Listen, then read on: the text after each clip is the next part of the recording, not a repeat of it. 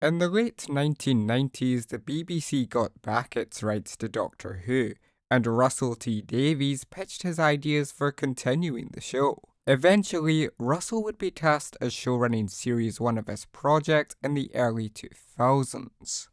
To refresh Doctor Who for a whole new audience, Russell T Davies had the unenviable task of reviving a show known for its wacky ideas and low production values. Doctor Who was embedded in pop culture, but not often seen in a positive light. Russell intended to reinvigorate a show he had loved since childhood, harbouring a needed passion to make the show fantastic again. The casting of professional actor Christopher Eccleston gave the revival weight, making it more open to casual audiences who feared this continuation would be campy. Eccleston signed on to play the Doctor after working with Russell on his series The Second Coming and admiring his writing. He also believed playing the Doctor would allow him to stretch his acting abilities, to play a character who was more child-friendly, an avenue he hadn't explored previously in his acting career. Eccleston often undertook serious dramatic roles, making him a perfect match to play this damaged incarnation of the Doctor. With Russell's writing and Christopher Eccleston's dynamic performance, they crafted a character who feels truly alien.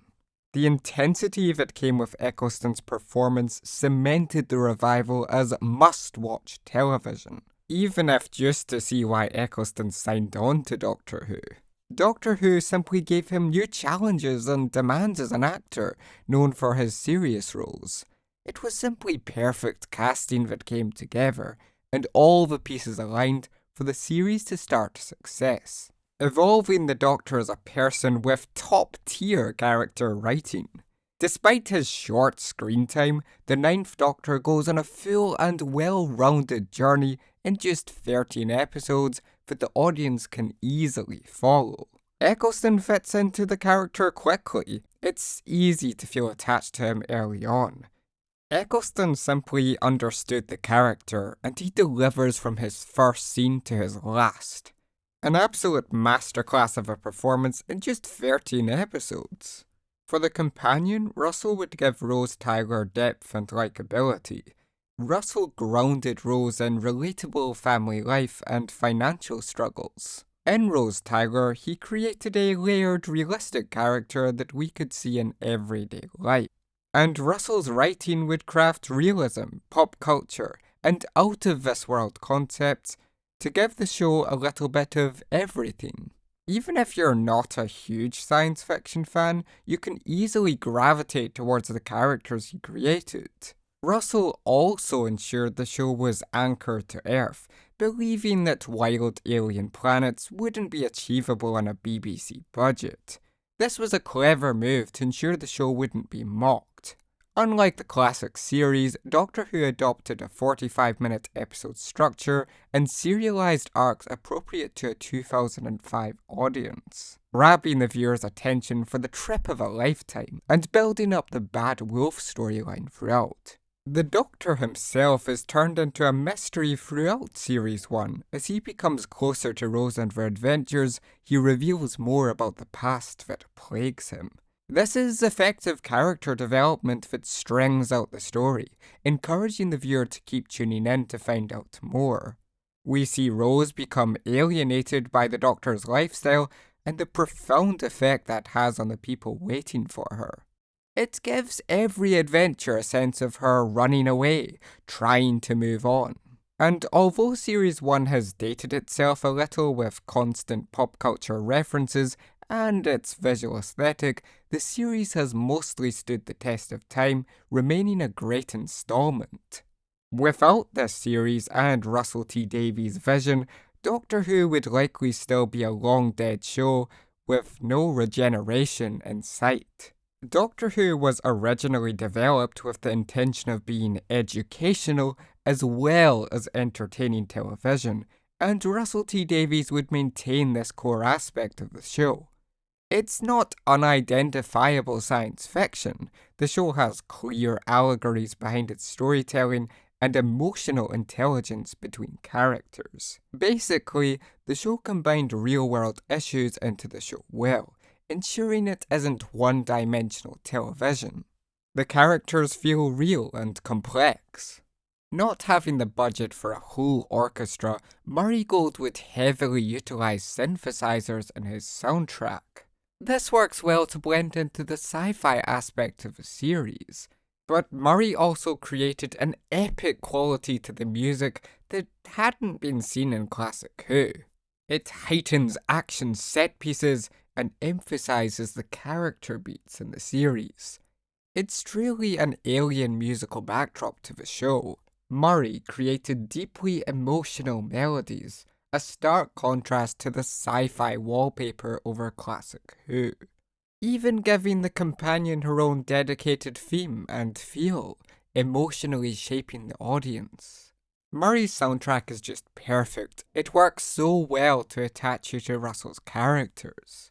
Every moment is beautifully punctuated by Murray's distinctive thematic scores, adding to everything portrayed on screen. Although the writing is key to a good production, music doesn't fall far behind.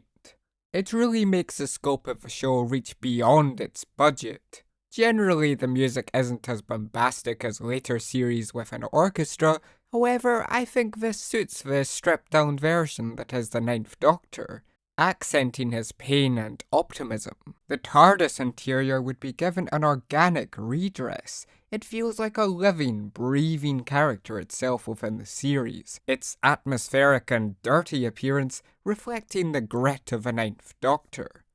A TARDIS hardened by time and cobbled together with spare parts, hanging on for dear life. In this sense, it holds a lot of character. The yellow lighting paired with the blue-green hues of the central column makes it feel truly alive, a science fiction spaceship come to life. It's undignified, wearing its scars proudly with the Doctor, really aligning with his murky reflections on the past, his perfect companion. After 16 years off the air, Rose redefined Doctor Who. The episode was more down to earth, rooted in family life that the audience could easily gravitate towards. In Rose, Russell T Davies cleverly focuses on the companion, defining her background, life, and job before introducing her to the Doctor and reshaping her life. It makes sense to draw in casual viewers and slowly build up to the moment we're all waiting for when Rose is confronted with the impossible and embarks on her adventures with the Doctor. As a placeholder for the audience, we can relate to Rose and feel like she symbolizes us, attracting us to the Doctor and Rose's chemistry almost immediately. The episode isn't a sci-fi masterpiece by any means and starts small before going all out in the second episode, starting safe with shop window dummies. Perhaps the most bland and down-to-earth villain in Doctor Who's Rogues Gallery. It's done well to ensure you aren't immediately alienated by some high-concept creature or iconic foe. And although there are some stretches in reality as a science fiction series, every character is rooted in domestic life, acting how you would expect them to when confronted with inexplicable developments. Rose's concern for her boyfriend's safety and culture shock at the TARDIS is all something we can easily get behind and understand. The show essentially balances the alien and domestic aspects incredibly well. As a fan, Russell could have went wild in his first episode of Doctor Who, but he was wise to be meticulous. Part of his era that's so compelling is his raw talent at getting into the mind of a character, making even secondary characters interesting to watch, full of so much personality and likability. Even characters like Jackie Tyler go on an arc. In Rose, Jackie is portrayed as someone desperate for a romantic connection and pushy towards Rose. Overall, she's depicted as a very shallow mother figure. However, by the end of the series, Jackie comes to appreciate the Doctor for saving her daughter and making her so strong as an individual. recognizing the positive impact they've both had on each other while also considering the constant danger the Doctor placed her in. She realized Rose needed to make her own choices as a mature figure. Jackie has comedic moments, but also sympathetic moments, such as reminiscing her husband. She's someone you can connect to and can see how her parenting forged a character like Rose Tyler, a character who believed her life was destined to boredom before walking her own path. The end of the world flings Rose into the year 5 billion, brought to the brink of her whole world and everything she's ever known's destruction. It conveys how unapologetically alien the Doctor is. He brings Rose to the end of her planet's existence and expects her to be charmed at the prospect. It's a clever way to encourage the Doctor to open up more about himself and share that his planet is no more, that he's an isolated wanderer. In hindsight, the Doctor could have picked this time frame to process his own planet's destruction, in a way by seeing another, really emphasizing his pain.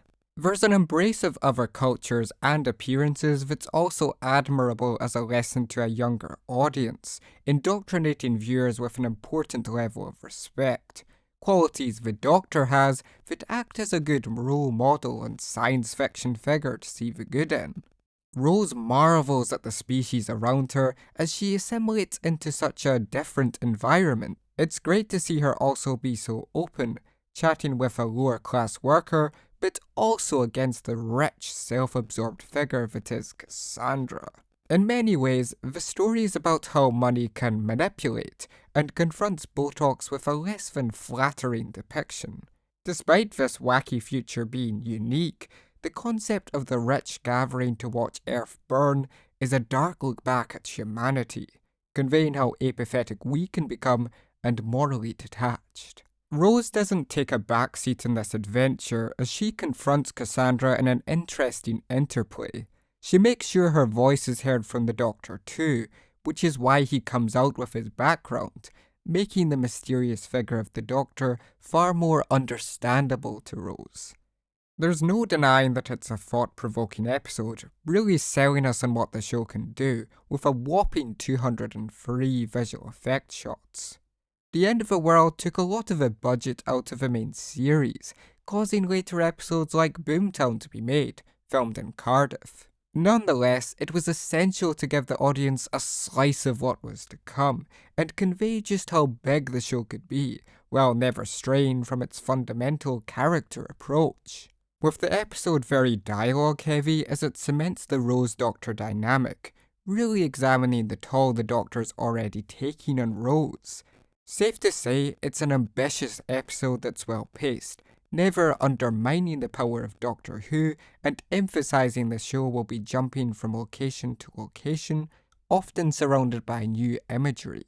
Dalek would reintroduce and solidify the Dalek threat, bringing back the often mocked Pepperpots and addressing fan criticisms, such as the way they take out people. The Daleks are brought back to chillingly scary, provoking a sense of dread in the viewer, as we see one sole Dalek navigate through Van Statten's facility, savagely exterminating everyone in its path. Nicholas Briggs reinvents the Daleks with a spine-tingling vocal performance that's as screechy as it is terrifying, this synthetic voice conveying this is nothing like a human being. Instead, it's a relentless killing machine, only following a directive of destruction. When you remember Daleks took inspiration from the horrors committed by the Nazis, the Dalek threat becomes clear. They're a force to be reckoned with, the Doctor's deadliest and oldest foe. And this reintroduction is genuinely refreshing, adding a new lore to their character for the modern era. Naturally, characters call out and belittle the Dalek before it unleashes in full extermination mode, killing all who oppose it. The tension is ramped up throughout the episode, ensuring you're glued to the screen. And Rose being unaware of Dalek history plays well into her character, showing sympathy for the Dalek. Like the Doctor, she sees it as isolated, confounded as to its purpose, and attempts to reach out and understand. It's really a refreshing stance for a companion to take, as the Doctor's rage and pride at his genocide of the Daleks pushes him away from Rose, allowing her to re-evaluate him morally. It also shows how easily humanity could be manipulated as our emotions are played with. If this Dalek hadn't evolved to become more human because of Rose's touch, it might have used her empathy to her downfall. It's why the Doctor is so apathetic at the Daleks, only harbouring a deep rage for their actions, having butchered plenty. The episode twists you into a moral crossroads as you wonder whether to side with a broken down Doctor, empathetic Rose, or confused and evolving Dalek, with the Dalek even claiming the Doctor would make a good Dalek himself, comparing him to his most iconic enemy after a raw outburst of rage, unleashing his trauma. Dalek really shows a side to the Doctor that we hadn't seen before. Previously, the Doctor was methodical and logical. However, here he's irrational and slightly unhinged as traumatic memories resurface. An unfiltered vulnerability in his performance that really comes through, exploring PTSD in a really effective way that isn't trivial. It's great that a science fiction series such as Doctor Who can grapple with such resonant and important themes. The horror in his face and sheer fear in his performance is really shown in his eyes, solidifying the Daleks as someone the audience should fear, and stripping the cool and confident layer from the Doctor. It's a deep episode that a lot of war-torn people can easily appreciate, as the Doctor unlocks a darker side to his persona that Rose had halted.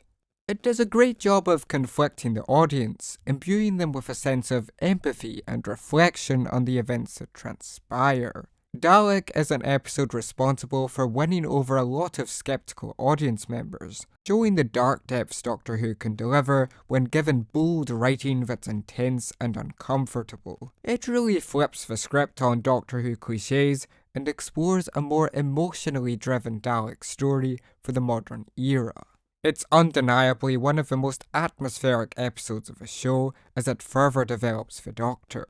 Father's Day is a touching introspection at family. However, this feels like an episode that didn't really need Doctor Who monsters to tell its story. In fact, I'd say they detract from the more engaging character scenes as we cut to these creatures that never show up again. They feel out of necessity because Doctor Who's a sci-fi show, but this episode would definitely stand alone without these additions, if it fully keyed into Rose's interactions with Jackie and Pete.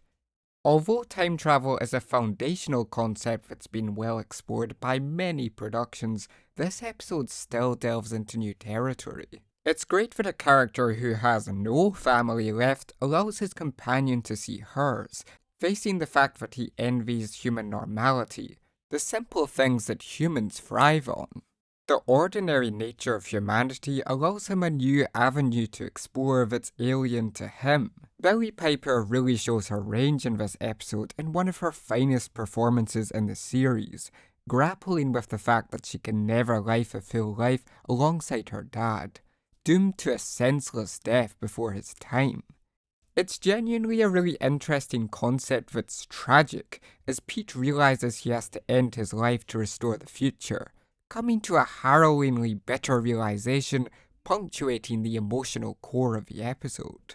It's a real deep dive into the companion, making Rose a contender for one of the most fleshed out companions of the show.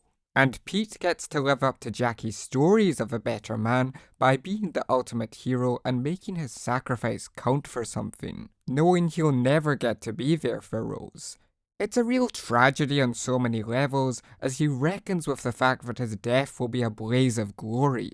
However, this time, it will actually mean something to Rose. Pete Tyler may have been a flawed character, but he undertook a courageous act in his final moments, redefining Rose's perception of him, something that would stay in her memory forever. As a character, he goes through great growth in a short span of time. For Christopher Eccleston, this episode is one of his favourites, as he had a difficult and complicated history with his father. It also adds further to the concept of Rose seeing the Doctor as a father figure, of one she never had. Meeting her real father makes her need for the Doctor less apparent, really pushing them away from each other. It's truly a fascinating episode, packing a strong emotional punch.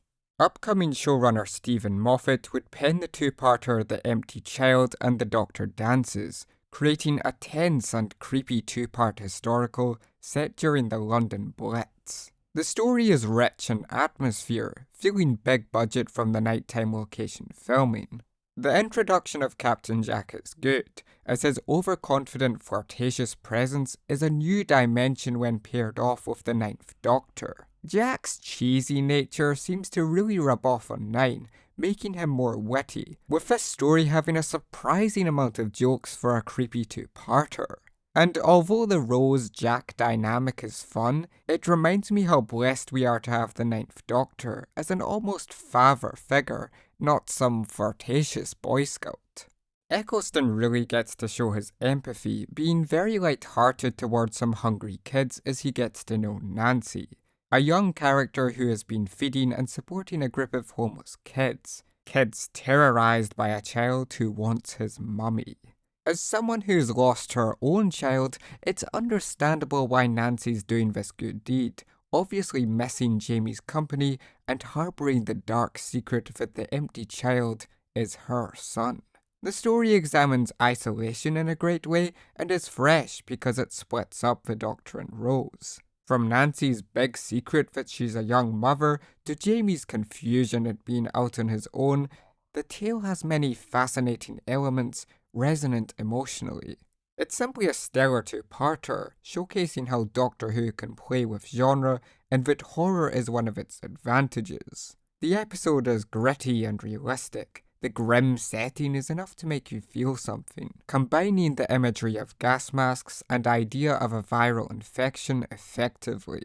Despite the brilliance of all the weird and wonderful monsters in Doctor Who, sometimes there's nothing scarier than a lost and lonely child, a young soul desperate for companionship. A powerful thematic intended to provoke compassion in the viewer, the element of fear itself being infectious. We all expect this sympathetic voice to be a trap, a way to manipulate you and lure you to your death. So it's relieving and surprising when we discover the empty child is simply misunderstood. Future medical technology intended to heal having sealed the gas mask to his skin. The moment where everybody lives is perfect, a real sense of desperation lifted after there are no sacrifices. As an alien who's seen so much pain and death and damage, the Doctor really needs this moment, a moment of relief.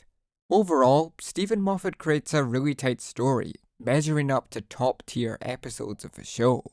Bad Wolf and the Parting of the Ways combine mystery, early 2000s game shows, and a Dalek army to create a fitting finale for the Ninth Doctor, putting him against his deadliest foe in large numbers, with time ticking. Since it's only the second time seeing a Dalek in the series, it really hits hard, feeling like a natural progression from the one rooted earlier in the series. This story still brings new dimension to the familiar foes, opting to govern them under a Dalek Emperor rather than just resurrect Davros for a cheap thrill. Its booming voice of hatred bounces off an angry Ninth Doctor well, emphasizing how scary the Doctor can be when put under pressure and difficult circumstances. The tension is built well as the Daleks slowly travel up through the levels of the station, exterminating everyone in their path, a slow and haunting journey to the top that's intimidating. This is also one of the few two-parters where the second episode is more rewarding than the first, not leaving you unsatisfied at the events that transpire. The first is more of a comedic mystery as Rose and the Doctor navigate game shows, with memory loss clouding the full picture as to how they came to be there. Overall, the mystery aspect is essential to build up to the Dalek return, but the game show idea is dated and uninspired. The rest, however, is really tightly written and well paced, bringing back elements such as Bad Wolf and Satellite 5. Portraying the repercussions of time travel. Importantly, the Ninth Doctor's arc is topped off beautifully. as he decides against genocide to kill the Daleks, Rose having evolved him past that decision as a character. In the end, you feel the Ninth Doctor goes on a really rewarding journey, his empathy on full show in the end. Rose becomes godlike, sending the words Bad Wolf through their past, a message to ensure she could save the Doctor using the power of the TARDIS. Excluding being peppered throughout the series, Bad Wolf largely comes out of nowhere for a dramatic reveal. The character interactions and beauty of the moment papers over some of the contrivances in Russell's writing, resolving to a cheap way of letting the Doctor and Rose come out victorious, despite me admiring Rose having been in control. It's although Russell T Davies set up a huge scope, not knowing exactly how to top it off. And with Eccleston's regeneration, we feel things will really be different with a new incarnation, encouraging viewers to tune in to Series 2.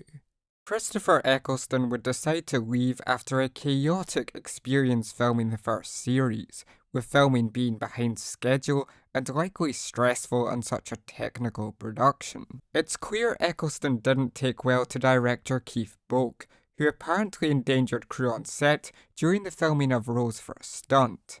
During production, the relationship with him and Russell T Davies broke down irreparably, and more recently it has become clear that actors John Barrowman and Noel Clarke were sexually harassing crew members on production.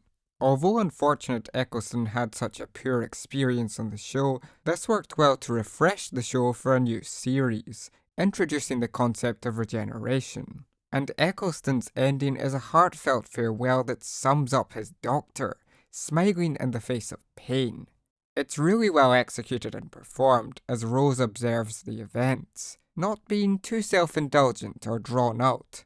When we look back in hindsight on Eccleston's tenure, it's important to remember he was going through anorexia during filming, struggling through body dysmorphia while playing the Ninth Doctor, and he was also going through severe depression. It's safe to say Eccleston had a very difficult experience during filming, and he really gave all to production. Despite the wounds of Series 1 production, Eccleston has since brought back his incarnation of the Doctor to audio in the format of Big Finish, citing fan appreciation and money for his reason returning to the role. And even after leaving, Eccleston has conveyed his appreciation for the role and the fandom of Doctor Who.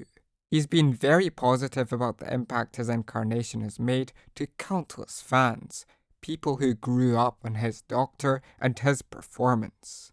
I highly recommend his autobiography I Love the Bones of You, which goes into Doctor Who, depression, and his acting career.